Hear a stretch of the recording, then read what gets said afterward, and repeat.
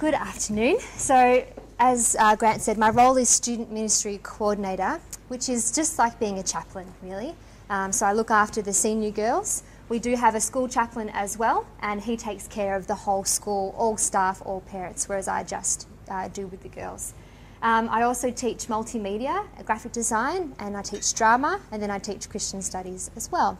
So this afternoon what I wanted to share with you about was how to engage Year 10 students in Christian or religious education. And I'm sure if you do teach this year level, you may find them to be a challenging year level. No offence to Jess, who's one of my students. But I certainly find that they're not particularly interested in doing the course. At PLC, it's compulsory all the way through to Year 12. And at Year 10, that's when the students start getting their choices. I'm choosing my subjects, I'm starting to build my career. What is this religion thing that I have to do? So at the very, very start of every year, because students are wonderful at judging books by their covers, I make sure that the cover I present is engaging, it's attractive, it's stimulating, and it's something that really challenges the girls' perception of what Christian ed or religious ed is all about. Now, because I'm a graphic designer by trade, I have this sneaky ability to make things look really pretty, even when they might not be. But what I've got at the very end of the presentation, I've got some resources for you, how you can make your stuff look pretty if you want to. So this is lesson 1. So I'm going to take you through our unit on personal beliefs and values. I'm going to run through what we do in class, what the assessment tasks are, and then Jess is going to get up at the end and is going to share with you how she's actually found the course. The good, the bad, the ugly. I'm sure it will be all good, but she's going to give her perspective, and then you'll have an opportunity to ask Jess some questions, or myself, to learn anything else about the course. So as I've been talking, hopefully you've been noticing the visuals on the screen. What I want you to think about is which statement or concept or image sticks out most to you. Which one have you been coming back to as I've been introducing the topic today? I would like you to turn to the person next to you and just in a word, let them know which one for you is standing out. It can be for whatever reason, but just tell them which one is standing out. Off you go.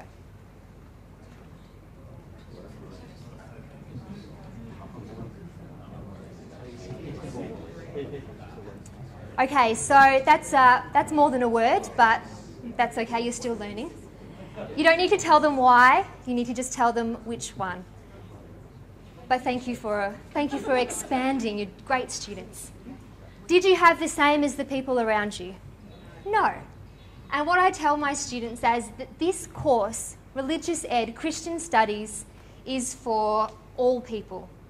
It's for the people who are living it, who are experiencing it now. It's for the people who are seeking, who are wanting to learn more, and it's for the people who want to bring it down and destroy it. My class is for all people. And I let the girls know that I have designed it just for them. And I really advertise it and I market it to what they think their needs are at Year 10. And I say that it's a class that's going to expand their mind, it's going to challenge their thinking. They do not need to believe in God to get something out of this class. I make that really clear at the start, and that it's not about, you don't get an A+ because you're a Christian. Absolutely not. No gold stars in this class. And this little activity just helps them know that it doesn't matter if they don't believe. This is all scripture on the board, whether you realised or not. Even they can still be attracted to scripture, even if they don't know where it's come from or what it's about. So it's a really good initial activity to get the girls talking about what they like, what they believe, what's important to them. And the whole unit is on beliefs and values. So it's a really good way to start the conversation. Well, what do you like? Well, why do you like it? I'm sorry the screen is flashing like that, by the way. But it's a really good introduction to just get the ball rolling, to get them to think, which they love to do, about themselves. So, as I said, what about you? The girls absolutely love exploring them, thinking about their opinions, what they believe, what they like, what they dislike. They're quite good at sharing about themselves. Now, I don't teach boys and I don't teach co-ed, so this might not be applicable in your situation, but for girls, it is quite easy to get them to talk. So after an introductory lesson where I advertise my subject and my class, I talk to them about some quick brainstorming ideas, and we jot down together what influences them, what shapes their beliefs and what shapes their values. For Year 10 students, they perhaps have never articulated what they believe before. They might not have even thought about how they came to believe what they believe. So we start by taking a step back and looking at who shapes what you believe in. And the things we come up with: family, friends, school, religion. I slide in there. They never actually say that, but I say religion definitely shapes whether you agree or disagree. And also culture and teachers as well, shaping them. Now for some, this is the first time they've actually explored how they've shaped their opinions and how they've shaped their views. The next activity we do is another quick one where they write about the 5 top items they would bring in an emergency. It's really fun. I have lots of pictures of houses on fire and floods and, emergency situations, and I say, imagine you're in this situation. What top 5 are you going to take with you? And then the girls compare, and we write a list on the board, and we talk about the practical and the sentimental.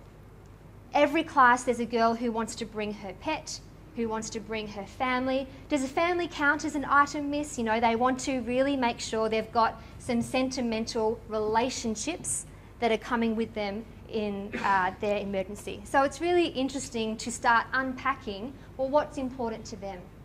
They often obviously say their phone. They don't really think about photos these days. They don't think about their passport or their ID cards. Just a phone, family and a pet. That's basically what it boils down to. So when we have those initial reactions, it leads the way for us to actually unpack that. Well, what is it about your family that's valuable? What is it about the phone? And inevitably, it's not actually about the material item. It's about what the phone provides. Well, connection. I can ring my mum if I need to. I can connect. It has my photos on there. So really, they're far more sentimental than what they actually initially realise. The students really enjoy comparing with each other, and it's interesting looking at girls from country and from city and what they're choosing to bring in their state of emergency. This is all still in lesson 1. I show them what I call the iceberg theory. And this looks at really the structure of what we're going through in our class. We're looking at our behaviour, what we do and what's on the surface. Just under the surface, we have our opinions and our attitudes. This is what you think. A little bit deeper, our values, what drives us, and then underneath that, your belief. Now, for a personal preference, you could probably switch belief and value. That's my choice that I've popped up there.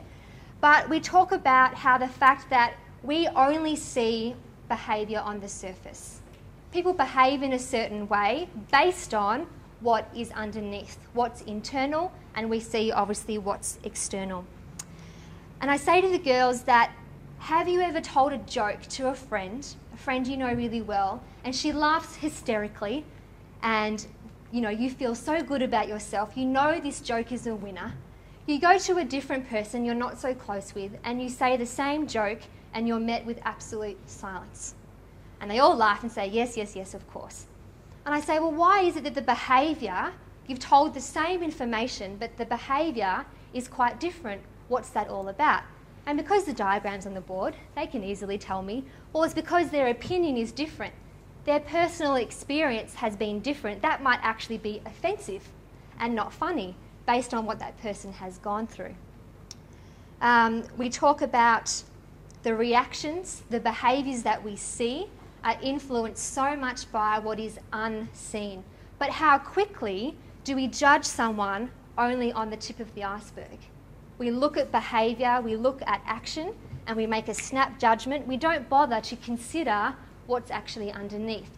So in this activity, the girls start going, what's underneath me? What are my values and my beliefs? Like I said before, they're not used to articulating this deep down stuff. They're used to the opinion, they give a lot of attitude, but they're not used to going much deeper. Because our values are so deep within us, sometimes we don't even know what they are. So this whole unit is helping the girls to actually dig deeper and have a look what's underneath. One of the things we talk about is, does an action dictate what someone's value and belief is? And we talk about assembly. So we have a prayer. It's a very Christian assembly. We have a Bible reading, we have a song, and we always have a prayer. And I said to the girls, let's say we've got student A and B. They both close their eyes and bow their head in prayer. Can we assume that they're both Christian? Can we assume they both respect that action of prayer? And inevitably the answer is no. One girl might be terrified of breaking the rules of the school or the culture. She has no connection with God, but she does it anyway because she wants to conform. Another student said she's probably just asleep and she's not interested in assembly whatsoever. And another student might be dutifully actually engaging in prayer. So we talk about how the behaviour doesn't automatically tell us what the person believes or values. We have a look at these different words. Now this PowerPoint is available for you. All of my notes that I'm referring to I've put in a PDF that you can have access to at the end of the session. So don't feel you have to type everything up. But we talk about what does it mean? What is a belief? What is a value? What's an opinion? And what's a behaviour? And before giving it all away, I asked the girls to write down their own definition and then an example of what a statement might be. What is a belief for you? What is a value for you? What is an opinion? And what is a behaviour? Just a really simple way to get them used to thinking and articulating these different categories. And then I show them a sample to make sure they've actually got it. Okay, lesson 3. So we've talked about what about you, and now we're looking at actually who you are. So digging a little bit deeper. This is the first time I have done this unit in its current format, and the girls seem to be really responding. The one thing they love the most is the personality test. I could not believe how engaged they were. It's a free website. It's called 16 Personalities. It's based on the Myers-Briggs profiling. Very easy to use. It's 60 questions.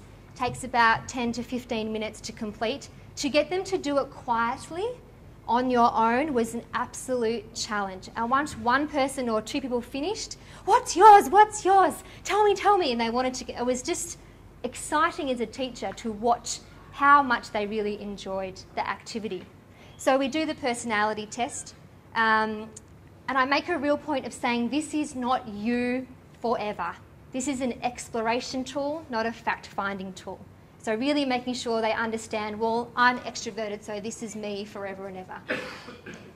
To make it a little bit more exciting, not that I needed to, but I presented them with a poster of the Harry Potter characters and the Disney princess characters.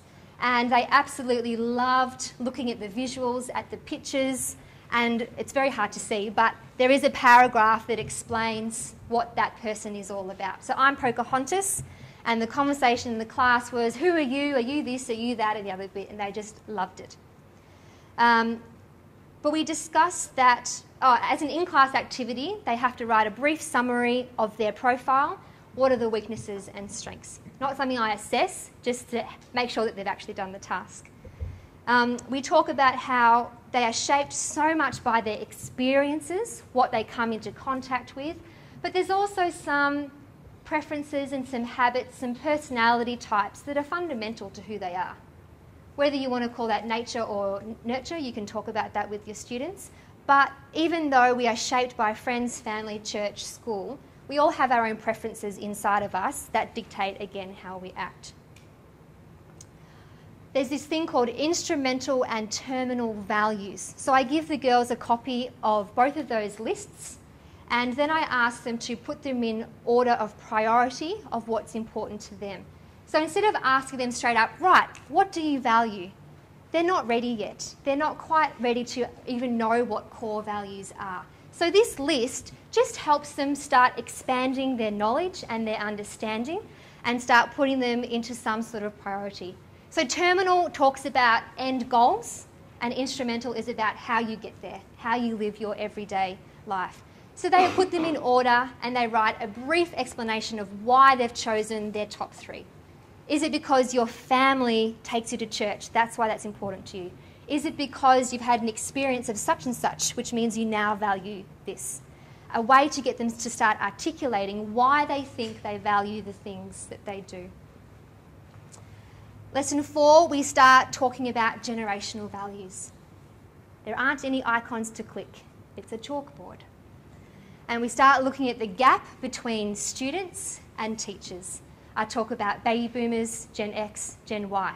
So I happen to be at the top end of Y. My students are at the bottom end of Y. So we're actually in the same generation. That is not the norm at my school. Most of our teachers are up in baby boomer or X. And we start talking about what are the values of each generation. The values of a generation also shape someone's beliefs and someone's values. And the girls at this stage start giggling and realising why they clash, why their teachers have a certain expectation and why they don't get that expectation, why their parents are asking certain things of them because of the value of the generation is so different to their set of values. And the girls are very, very good at articulating the generational values of the group that they belong to.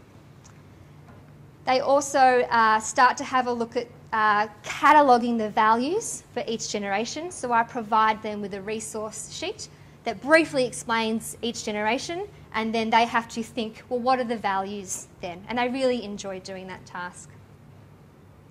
Okay, last 2 slides. This is about assessment. So I'm up to lesson 5, around about. Our lessons go for 45 to 50 minutes. And after I have taken them through the process of exploring, giving them some tools, giving them some vocabulary on how they might articulate their values, we look at our assessment task. The first task is a personal reflection. It's in 2 parts. Part A is where they have to take me on a journey from a fundamental belief all the way into how it actually impacts on an actual behaviour they have. So they're actually making links between this value or belief and what I do in my day-to-day life. It can be quite hard for some of them, but that's the questions that are to prompt them, so I can see that they understand that this behaviour that I do every day actually links back to this belief that I have deep down over here. The second part of the task is about 200 words. Now, you don't need to read all those, but they can choose 1, 2, 4 questions to reflect on, but the idea is that they actually put into practice articulating the stuff that's down here. So I don't want the surface opinions and bits and bobs that are hanging out in their heads. I want to go down into their hearts. And these are just 10 questions that hopefully spark that kind of interest in them. The second assessment is a music in values task. Speaks a lot to the Year 10 girls. They really love doing it. So I put them into pairs. Each pair is given a different generation. So I think, what did you have, Jess? I had Gen Y. Gen Y. So other girls got baby boomers, some got Gen X. In a pair, they chose a song from that generation, which is great because you're actually teaching them about stuff that's not all about them all the time. And they're going back and looking at what their parents listened to, what kind of music was going on before they were around. And all they do is simply give a brief overview of the generational values, so telling me that they listened in the few lessons prior. They talk about who was the musician, what were they about, why did they start playing music, what were they trying to achieve through their music. And then they need to analyse the lyrics of the song and tell me what values are being portrayed. So really giving them those skills of not just reflecting on self, but okay, here's a body of text. Let's interpret that text and see what the core values, what are the messages. And it doesn't need to be a happy, clappy, positive, love the world, peace to all kind of song. I explained to them that it can be negative values. It can be valuing, dishonesty, all that kind of stuff, which they find the different generations obviously have very different core values that are portrayed through music. And the girls play 30 seconds of the song in class, and they all love sitting there and listening to the music. Sometimes we have the YouTube clip on the screen as well. But it's a really great way to get the girls to think outside of themselves now and what values are actually around them, what messages are portrayed through music. Okay, that's a really quick run through of the unit. The girls now are just up to their presentations in my class. For the majority, I think they really have enjoyed it, but I've invited Jess, one of my star pupils, to come and share with us about how she's actually found the unit and what things she's got out of it. So these are the sorts of questions that Jess is going to respond to. So maybe you'd like to make her feel welcome as she comes up. Good afternoon, ladies and gentlemen. So when we all were doing the very slow walk to Christian Studies on the first lesson of the year, I'm like, okay, let's do this. But we walk in and there's just colours and vibrancy and interest on the smartboard already there. We think, right, what's going on here? Sit down and you're listening to different things that, you know, again, what Mrs. Winter said, we Year 10s, especially at a girls' school, love ourselves. We love to talk about ourselves. It's the only topic at recess and lunchtime. You're comparing yourself to your friends. It's that age group where you just want to talk about yourself. And so this unit was very fitted to what we all were interested in.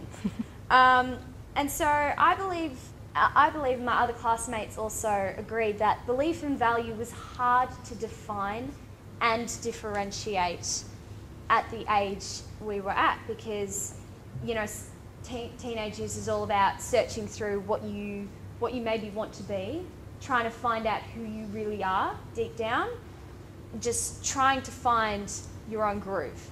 And so belief and value was hard to define at the start. But I personally was very keen to kind of dig deep and think, why do I do this? Why do I say that? Why do I think that? And this unit really guided all of the Year 10 students through that. It was a bit of a wake-up call to how people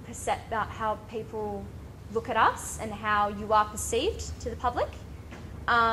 It was it also showed you, do you want to be like this? Do you want to change it? Do you want to stay like this? Do you like the way you are? And so it was a nice wake-up call, bit of a flash in the face to kind of think, this is who you are. Do you like it? Do you not?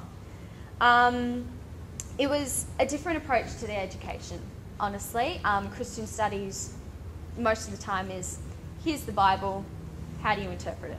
And it's hard because it's in a language that you don't understand. I think I'm Z instead of Y, but I don't know. Generation Y is not, it's a clash between Generation Y and the Bible. And so, though it was Christian Studies, we were still doing things that we understood and we were interested in. What was challenging was answering truthfully. And when you're sitting in the class and you're doing the personalities test and you have your friend next to you and a question comes up and you think, I really think that, I want to click that. But what if Amy sees and she sees me click that? You know, it's that behavioural top of the ocean sort of kind of thing. And it was hard to really kind of think, okay, if I did this on a regular basis, I would click that question. So it was hard to answer truthfully to then get the results that is actually 100% true. It was, again, it's also deciphering between what I want to be, what I really am. And so if there's a question and two options are pretty much, this is what you want to be, this is who you really are. And it's hard to kind of get that willpower to click, that's who I really am. Because it is Christian Studies, it does relate a lot to religion. Myself personally, I don't know what religion I am. I don't have a religion. I wasn't Christian when I was born. My parents did not give me a religion so that I could have the choice, which I thought was the best decision they've ever made. Because while you're searching through, you don't know which one you belong to. You don't know whether you want to belong to a religion. You don't know. And so I felt that this unit was a nice guideline, a bit of a, this is who you are, how do you fit with Christianity, Buddhism, blah, blah, blah. So it was a guideline to think, maybe you should start thinking about it, maybe you should stop thinking about it. But this unit definitely made me more wary to the people around me and how their behaviour is linked to everything deep down inside. And maybe a bit more aware of maybe the religions that I could go into, maybe the religions I sort of am like, but probably not. So it was, overall, it was a real eye-opener, a guide, a lot of a guideline, and I started to walk a little faster the Christian studies. Well done, Jessica.